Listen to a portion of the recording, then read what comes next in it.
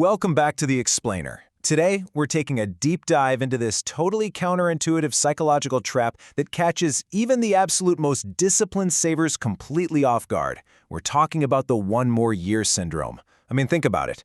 We spend years, sometimes decades, just obsessing over our personal finances, right? We meticulously track our net worth, we optimize our investment portfolios, and we're literally counting down the exact number of days until we can retire early. But here's the thing. Nobody actually prepares you for the sheer terror of pulling the plug and walking away from a steady paycheck. So today, we are going to completely reshape how you view your career exit strategy so you don't end up trapped by your own success. Let's get into it. Okay, let's dive into this. We all build up this monumental expectation in our heads that hitting our financial independence number will spark, I don't know, a laser light show of ultimate euphoria. We think the skies are going to part, the music will swell, and we'll instantly feel like we've just won at life. But the reality? Well, it's incredibly anticlimactic. When you finally hit that target, it feels a lot less like a massive celebration and, honestly, a lot more like closing on a house. It's just a bunch of paperwork, checking a box on a giant spreadsheet, and then facing this sudden heavy realization that your life is still just your life. Which brings us to a really critical question. So, what actually happens when the spreadsheet finally flashes green? You see, you've done all the math. The numbers totally work. Your safe withdrawal rate is locked in. But then, the psychological reality hits you like a ton of bricks. You realize that reaching the financial finish line didn't magically solve any of your internal struggles, and it definitely didn't hand you a brand new sense of purpose. And because of that super underwhelming feeling, panic starts to set in. You realize you're stepping out into the vast unknown, and your brain just starts frantically searching for literally any reason to stay exactly where you are. To really understand how this happens, let's look at a real-world example from Jason over at the Two Sides of FI channel. Jason worked tirelessly until he hit a massive milestone, a $1 million net worth. For him, that was it, the ultimate financial independence number. It was the finish line he had been sprinting toward for his entire career. But when he finally crossed it, he admitted the whole experience was just totally underwhelming. There was no huge rush of relief, no profound sense of freedom that he'd been banking on for all those years. Instead, it kind of just felt like another Tuesday. And because of that anticlimactic feeling, Jason ended up doing what so many of us do. He moved his own goalposts. Right after reaching his number, he was offered a leadership role during the pandemic. He felt this really deep sense of responsibility to his team, so he voluntarily stayed at his job for another 3 months. And you know, this is exactly how the trap works. For so many high achievers, those 3 months turn into 6 months, which quickly snowball into a year and sometimes even 5 years. What used to be a super clear exit strategy morphs into a moving target, purely because you were terrified of the unknown. You start inventing these highly logical-sounding excuses to stay chained to your desk for just 1 more year. But actually, let's execute a sharp reality check here. When researchers study the top regrets of the dying, you know what isn't on the list? I wish I had saved more money for retirement. Nope, not there. The absolute #1 regret is wishing for the courage to live a life true to yourself, not the life others expected of you. And the hard truth is, you cannot buy that time back. Every single day you stay at a job you genuinely want to leave, you're trading a non-renewable resource, your time on Earth, for a renewable resource, money. No matter how much cash you hoard, sacrificing your most vibrant years out of fear is just a losing bet. And a lot of that fear stems from what we call the cocktail party trap. Look, when you step away from the traditional 9 to 5, you instantly lose your built-in corporate validation. Society basically trains us from childhood to tie our entire self-worth to our job titles. So when you meet someone new at a party and they ask you the inevitable, "So what do you do for a living?" boom, you suddenly face a massive identity crisis. If your answer is no longer VP of marketing or senior director, you have to stand there and explain your unconventional life choices. The social pressure is just immense, and you often find yourself justifying your life to people who defensively reply, "Wow, must be nice," which, let's be honest, is usually them just projecting their own insecurities about not planning for their own futures. Now, what's really interesting about this phenomenon is that it perfectly diagnoses a massive internal void. The financial independence, retire early, or FIRE movement is brilliantly effective at giving us the math to run away from a job we hate. We know exactly how to slash our expenses and max out those index funds. But it completely fails to teach us what we should be running toward. Think about it. If your entire life's mission is just to accumulate a giant pile of money so you can finally sit on a couch and do absolutely nothing, you are going to be deeply unfulfilled. Without a clear destination, running away just leaves you feeling completely lost. So I want to challenge you directly right now. Honestly ask yourself, if your job title completely disappeared tomorrow, would you even know who you are? Take a second and think about the absolute best day you've had in the last 6 months. Did it involve your professional title? Did it involve a budget meeting or maybe a quarterly performance review? Yeah, I highly doubt it. It almost certainly involved the people you love, a passion you were pursuing, or just some really unique experience you were having. We need to fix your exit strategies so you can actually reclaim those kinds of days. So to survive this transition and actually cure the one more year syndrome, you have to completely throw away your net worth as the ultimate measure of success. Just toss it out. True success really requires 3 core pillars: freedom, purpose, and relationships. Freedom is what gives you autonomy over your time. Purpose gives you a reason to actually get out of bed in the morning, and relationships give your life meaning and connection. Without these 3 pillars firmly established in your post-career life, the size of your investment portfolio simply does not matter. Because if you're just hoarding cash for the sake of it, you're fundamentally failing the game.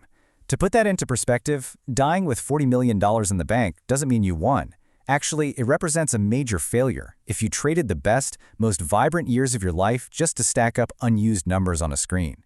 Those are numbers you never actually utilized to buy back your time, explore your passions, or experience the world. It's just stored energy that you literally took to the grave. This is why, before you ever hand in your 2 weeks notice, you absolutely need to perform what we call a non-financial audit. You need to treat this like a vital mental checklist. Ask yourself, outside of the paycheck, what are the powerful emotions and psychological benefits I get from work that I'm going to miss? Do you need to replace the mentorship you get at the office? How are you going to build new socialization when you no longer have coworkers chatting by the coffee machine? Where will you find healthy validation for a job well done? You have to actively engineer a new life that replaces these intangibles before you quit, or I promise you, you will panic and run right back to the corporate grind. And this brilliantly illustrates a fun little pop quiz for you. Would you rather keep that fancy VP title and work 60 super stressful hours a week, or completely drop your ego and take a minimum wage fun job pouring wine at a local tasting room just 1 day a week? Reclaiming your true purpose often means you have to totally drop your ego and let go of all that prestige society expects you to care about. It means valuing your peace and your actual enjoyment over having a shiny LinkedIn profile. This shift in mindset leads us perfectly to the ultimate, most practical cheat code to beat quitting anxiety.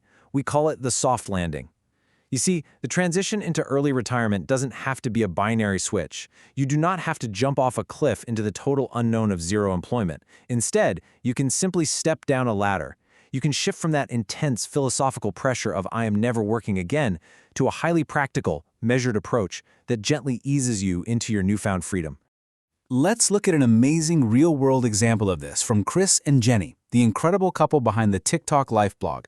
They aggressively saved and reached financial independence with $1.2 million. That was their fully funded nest egg. But when they hit that magic number, they didn't just confidently march into the office, flip over a desk, and pull the plug overnight. No way. They realized that going from 100 miles an hour straight down to zero was basically a guaranteed recipe for an identity crisis. The most successful early retirees always ease into their new lives. Chris and Jenny hit their number in 2018, but get this, they waited 2 full years until 2020 to begin a deliberate, slow transition to early retirement. They proved that you can design a phased exit that completely neutralizes the terror of leaving your primary career. By taking their time, they allowed their identities to shift naturally, totally avoiding that sudden shock to the system that triggers the panic of one more year syndrome in the first place. So the crucial point is how they actually managed this phase. They embraced a concept known in the community as flamingo fire or barista fire. This is a totally brilliant hybrid approach where you transition to early retirement by maintaining a part-time role. But here's the secret that changes absolutely everything. You aren't doing it for the essential income. Your investments are already covering your living expenses. You're keeping a part-time role purely because it provides structure, socialization, and purpose, and you're operating entirely on your own terms. And just to give you an idea of how incredibly light this can be, think about 20 to 50 hours. Now, that is not their weekly schedule. That is the total combined paid labor Chris and Jenny clock in an entire month between the two of them. It's just enough active engagement to keep them sharp and connected to their community, but it's small enough to leave them with nearly total freedom over their daily lives. So exactly how do they fill those hours to avoid the empty abyss without, accidentally returning to the corporate grind? Well, Jenna picks up occasional pharmacy shifts, just when she feels like it. Chris spends his time repairing old Apple electronics. And he doesn't do it because they desperately need the cash, he does it because he genuinely loves it. It actively keeps e-waste out of landfills, and it gives him a really tangible sense of accomplishment. They gain all the positive structure and socialization of the working world, with absolutely none of the toxic stress. This whole concept forces us to completely refine our definition of wealth. True wealth is simply a massive investment portfolio that acts as stored energy. That's it. If you are an aggressive saver, you have to eventually utilize the energy you've stored up. If you never use it to buy back your freedom, chase your purpose, or deepen your relationships, then all those years of saving, stressing, and strategizing were effectively useless. You have to give yourself permission to spend that energy. You must remember this core truth. Financial independence is a waypoint. It's not a destination. The one more year syndrome is really just your brain trying to protect you from an identity crisis. Hitting your number isn't the end of your life story. It's simply a permission slip to finally explore who you really are outside of a cubicle. It is the exciting beginning of your next chapter. So I want to end this explainer by leaving you with a deeply introspective challenge. Seriously, think about this. If money was completely removed from the equation tomorrow, what is your post-fire fun job? What is that weird passion project, part-time gig, or volunteering role that you would joyfully dedicate your time to? Don't wait. Start investing in those hobbies and building that community today. Define your success by the joy in your days, not the commas in your bank account. Keep building that strong foundation, and I will see you in the next explainer.